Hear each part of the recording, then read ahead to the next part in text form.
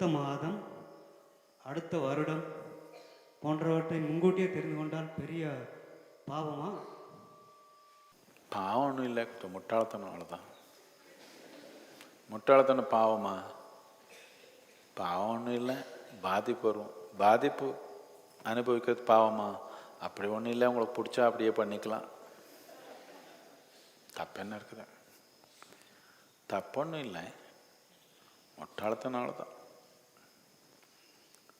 இது வரைக்கும் முட்டாள்தனம் ஒரு பெரிய குற்றம் நீ எந்த தேசத்துலேயோ எந்த நாட்டிலையோ ஃபிக்ஸ் பண்ணல. என்ன நான் அப்படி போட்டால் எல்லாம் 99% உள்ளே போயிடும்.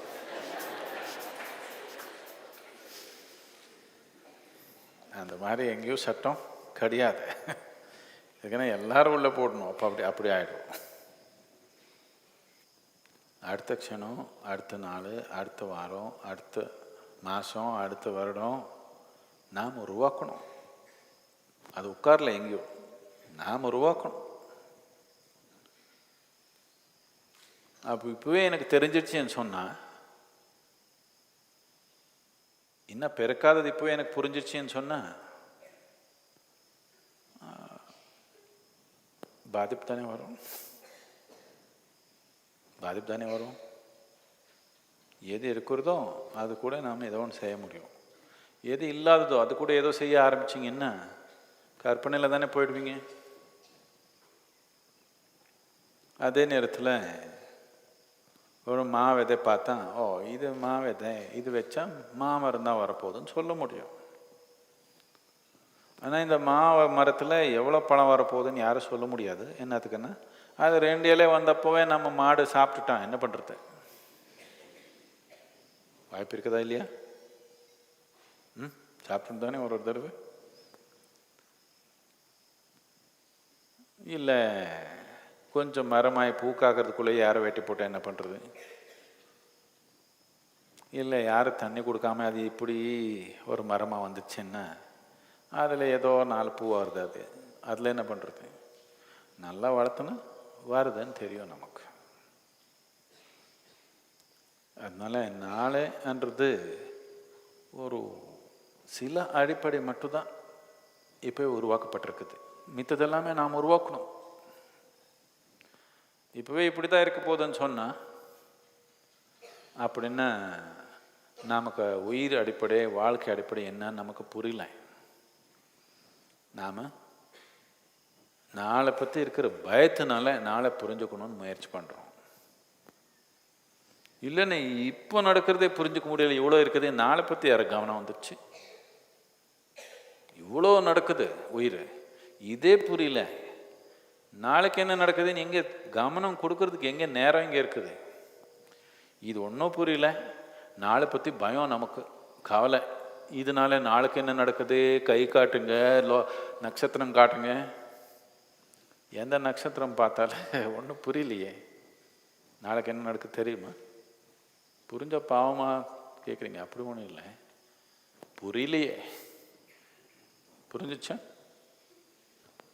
அந்த ஜாதகம் எல்லாம் காட்டி ஆச்சு. பிறந்தப்போ ஒரு ஜாதகம் பண்ணாங்க, உங்களுக்கு கல்யாணம் பண்ணுறதுக்கு எப்படியோ கல்யாணம் பண்ணலான்னு இன்னொரு ஜாதகம் பண்ணாங்க.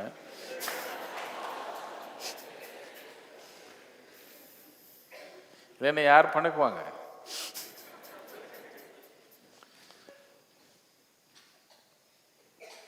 எதேதோ பண்ணாலும் புரிஞ்சிருச்சியா? நாளைக்கு என்ன நடக்குது நீ புரிஞ்சிச்சான்னு கேட்குறேன். புரியலையே. புரிஞ்சா பாவமா? புரிஞ்சுக்கிறது பாவமா? புரிஞ்சுக்க முடியலையே, எதுக்கு அந்த மாதிரி கேள்வின்னு கேட்குறேன். எப்படியும் உங்களால் புரிஞ்சுக்க முடியல, என்னதுக்கு அந்த கேள்வி? புரிஞ்சுக்கணும்னு இருந்தால் நாளைக்கு என்ன நடக்குது இப்போவே புரிஞ்சுக்கணும்னு இருந்தால் அது நாளில் இல்லை, அது இதில் தான் இருக்குது. உயிருடைய அடிப்படை இப்போ என்ன இருக்குதுன்னு நாம் உணர்ந்தா உயிர் நாளைக்கு என்னென்ன பண்ண முடியும் நமக்கு தெரியும். ஆனால் என்ன செய்ய முடியுன்றது சூழ்நிலைக்கு அனுசாரமாக தான் நடக்கும். இப்போது 100 வருஷத்துக்கு முன்னாடி நீங்கள் உங்கள் ஜோசியர்கிட்ட போனீங்கன்னா அவர் இப்படி சொல்லுவாங்க, நீ ராஜன் ஆகிடுவேன், நீ இதாகிடுவேன், நீ அப்படி பண்ணிடுவேன், நீ அங்கே போயிடுவேன், இங்கே போயிடுவேன்னு இது சொல்லுவாங்க. அப்போ யாருனாலும் சொன்னாங்களா உங்கள் மருமக சாஃப்ட்வேர் இன்ஜினியர் ஆகிடுவான்னு யாருனாலும் சொன்னாங்களா?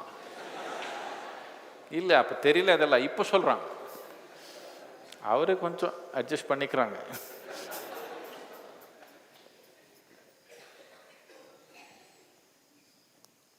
பயத்தில் இருக்கிற மனிதனுக்கு மட்டும்தான் இதெல்லாம் செயல்படும்.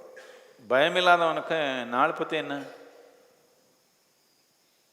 இங்கே உயிர் இவ்வளோ இருக்குது, ஒன்றும் புரிஞ்சுக்க முடியாத அளவுக்கு இருக்குது. நாளை பற்றி என்ன எனக்கு கதை? என்ன ஆகுதோ என்ன ஆகுதோ என்ன ஆகுதோ. இது இந்த ஹார்ட் போதா எப்படி போகுது? என்ன ஆகுதோ என்ன ஆகுதோ.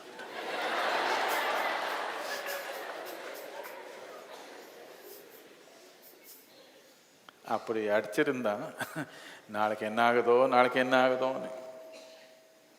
உயிர் ஆனந்தமாக இருக்கிறவனுக்கு நாளை பற்றி என்ன கவனம்? இன்னைக்கு நடக்கிறதே புரிஞ்சுக்க முடியல, அவ்வளோ இருக்குது. இந்த க்ஷணத்தில் நடக்கிறதே முழுமையாக உணர முடியல. பிரபஞ்சமே நடக்குது, எல்லையில்லாத பிரபஞ்சமே இந்த க்ஷணத்தில் நடந்திருக்குதா இல்லையா? இதே உணர்றதுக்கு வாய்ப்பு இல்லாமல் இருக்குது. நாளைக்கு என்ன ஆகுதோ என்ன வந்துச்சு கதை.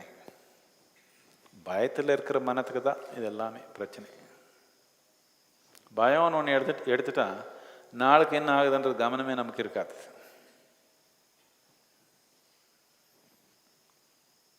என்ன ஆகிடுமோ என்ன ஆகிடுமோ என்ன ஆகிடுமோ என்ன ஆகிடும், ஒரு நாள் சத்திருவீங்க, அவ்வளோதான் ஆகும்.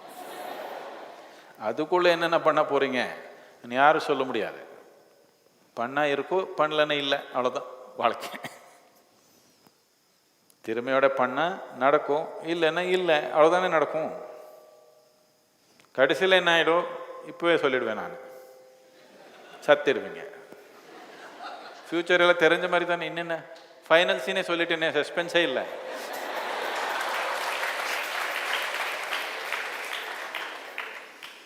சொல்லிடக்கூடாது, நான்